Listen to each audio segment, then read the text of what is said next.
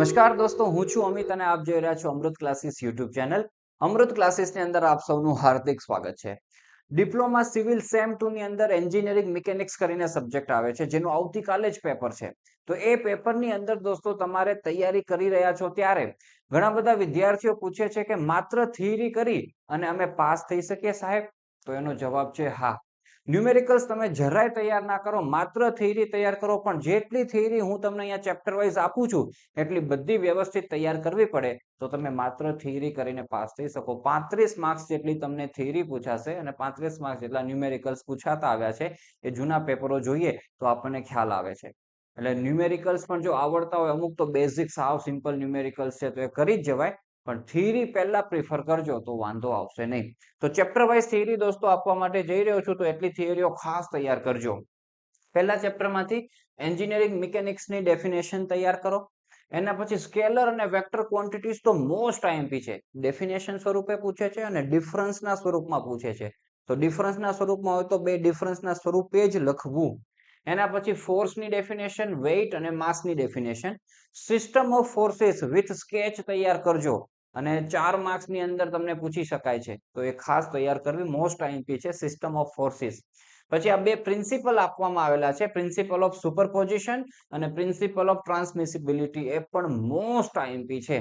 ખાસ દોસ્તો એના સ્ટેટમેન્ટ, એના ફિગર અને એના દોસ્તો તમારે એક્સપ્લેનેશન એ આવડવા જોઈએ. 3-4 માર્ક્સની અંદર તમને આ થિયોરમ્સ પૂછવામાં આવે છે.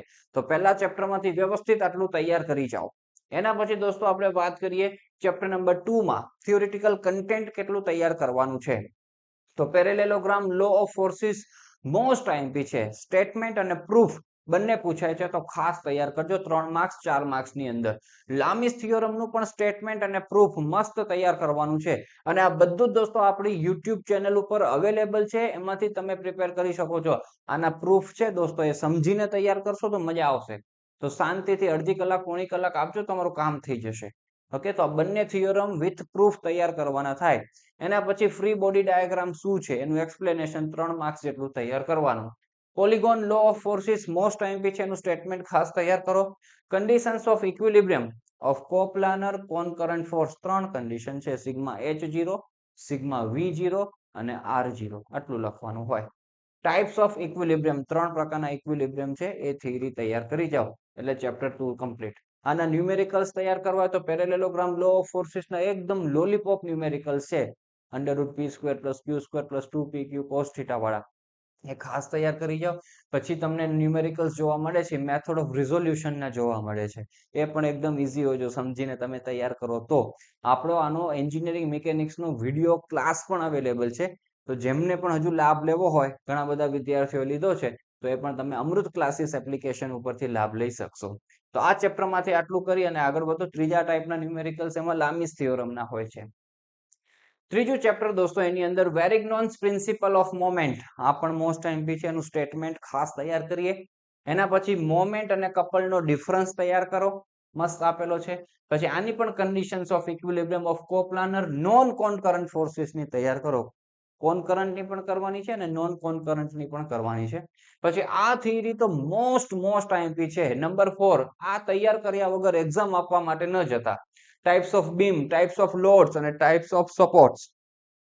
3 માંથી કોઈ એક ઓછામાં ઓછી હશે, 2 પણ હોઈ શકે, ક્યારેક 3 પણ હોઈ શકે. 3 માર્ક્સ, 4 માર્ક્સ, 7 માર્ક્સમાં પણ આવી શકે. તો આ ખાસ તૈયાર કરજો દોસ્તો. આ ચેપ્ટરમાંથી પહેલા આ જ તૈયાર કરી નાખજો, બરાબર, અને પછી આગળ વધજો. એના પછી દોસ્તો વાત કરીએ ચેપ્ટર નંબર 4 માં, તો સિમ્પલ છે. સેન્ટ્રોઇડ અને સેન્ટર ઓફ ગ્રેવિટીનો ડિફરન્સ તૈયાર કરો, તો એની ડેફિનેશનો પણ એમાં તૈયાર થઈ જશે. એના પછી axis of reference, axis of symmetry, આટલું તૈયાર કરીને જતા રહ્યો.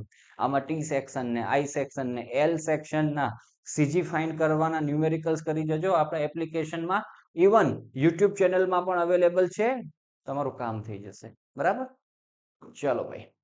એના પછી ફ્રિક્શનની દોસ્તો આપણે વાત કરીએ તો types of friction, angle of friction, coefficient of friction, આ બધાની ડેફિનેશનો તૈયાર કરજો. ટાઇપ્સમાં બધાના ટાઇપ્સ અને એની ડેફિનેશનો તૈયાર કરવાની છે. પછી એંગલ ઓફ રિપોઝ થોડુંક ધ્યાનથી અને શાંતિથી તૈયાર કરો. એની અંદર તમને પ્રૂફ કરીને બતાવેલું છે કે એંગલ ઓફ ફ્રિક્શન અને એંગલ ઓફ રિપોઝ બંને સેમ થતા હોય છે.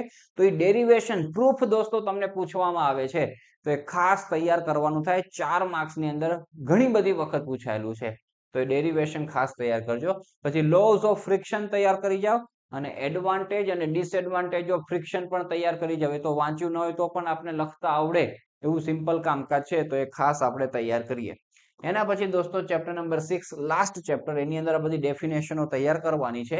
Machine advantage, velocity ratio, input output efficiency, most IMP, effort lost in friction, reversible machine, non reversible machine પણ મોસ્ટ આઈએમપી ડિફરન્સના સ્વરૂપમાં પણ પૂછે છે. એની કન્ડિશન પણ પૂછે દોસ્તો. તો એફિશિયન્સી ગ્રેટર દેન 50 હોય તો કેવું બનશે અને લેસ દેન 50 હોય તો શું બનશે, તો એ પણ ખાસ તૈયાર કરો. અને છેલ્લું દોસ્તો law of machine, most IMP છે, 3-4 માર્ક્સની અંદર તમને પૂછાય છે લો ઓફ મશીન, તો એ પણ ખાસ તૈયાર કરજો. આટલું તૈયાર થઈ જાય દોસ્તો તો તમે થિયરીમાંથી પાસ થઈ જશો. અને 2-3 ચેપ્ટરના જે ઈઝી ન્યુમેરિકલ્સ તમને જે લાગતા હોય એ તૈયાર કરીને જજો, જરાય વાંધો નહીં આવે. આપણા અમૃત ક્લાસીસ ચેનલની અંદર પણ અવેલેબલ છે કન્ટેન્ટ, એમાંથી તૈયાર કરી જાઓ, મસ્ત કામ તમારું થઈ જશે. તો all the best for your examination and thank you so much for watching this video.